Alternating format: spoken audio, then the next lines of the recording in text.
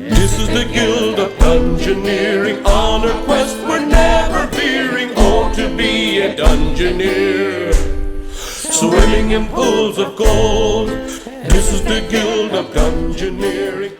Good evening, I'm the Game Tutor, and tonight I'm going to be grading the Guild of Dungeoneering, made by tiny island-based indie studio Gambrinus, headed by developer Colm Larkin. Now at its heart, the Guild of Dungeoneering is a card game with some slight elements of strategy thrown in for good measure. In the game, you play both Guild and Dungeon Master as you control the events unfolding in front of you. Now, the Guild of Dungeoneering is quite possibly the worst guild in the land, and the guildies that inhabit it are equally as useless. You send your least incapable merry men out on dungeon runs to complete quests in the guild's name, and the monsters that inhabit these dungeons are definitely not scared of you, especially when they find you are from the worst guild in the land. Now, a quest completion wins gold, and that can be spent on buying new things to improve your guild. Now, the game itself sees you have to influence the movement of your guildie around the dungeon by laying rooms, monsters and treasures. Now, laying the room cards reminds me of playing an old school tabletop dungeon crawler such as Hero Quest, and the game's aesthetic certainly builds on that premise. As you lay room cards to build the map, your intrepid hero will automatically move towards treasure, and you can use this fact to control his route around the dungeon. You can also lay monster cards for your hero to fight. But why would you want to do that, I hear you ask?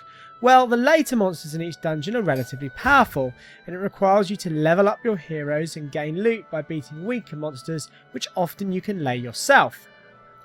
Now, the battle mechanics are relatively simple. It's a card game which starts out being far too simple for its own good, but gradually gains depth as the difficulty increases and your selection of cards improve. All that I will say is, you've got to push through the first hour or two, as after that the game becomes the charming indie title that I always hoped to end up with being, but until then it's slightly too simplistic.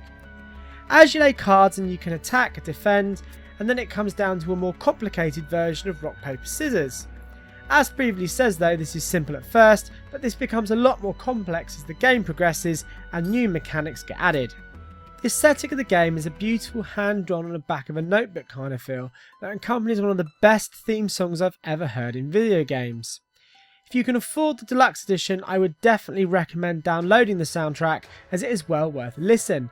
In fact, my son, who is only a few months old, eyes absolutely light up and smile when he hears the Guild of Dungeoneering theme song. And for tabletop game fans, the tone and artwork of the game reminds me a lot of Steve Jackson's Munchkin series, and it's probably actually the closest we're ever going to get to a Munchkin video game. Now, it's not all smooth sailing, as there are a few issues. Firstly, the animation takes far too long, meaning each battle is a lot longer than it needs to be, and this really slows the game down, especially at the start when you're hoping to be dragged into the game's world. There are a few seemingly overpowered items, one such item being the bullock, which means that you only take damage if you take more than one damage each turn. Now, this makes basically the mitigation of said damage and any negative effects that go with it considerably easier. Finally, the difficulty spike is all over the place. Sometimes the game can be brutally unfair. An example of this is why I went into a new dungeon with a brawler who can basically use and defend against physical attacks, only to encounter a level 1 magic creature who I could not defend against. Second is sometimes not having a treasure card can lead you in harm's way far quicker than is intended. But as it is, the guildies are easily replaceable, and the Guild of Dungeoneering carries on its ways regardless of how crowded your graveyard becomes, and it will become crowded. So the UI could be a little better, there could be more deck control, and the previously mentioned issues could be ironed out.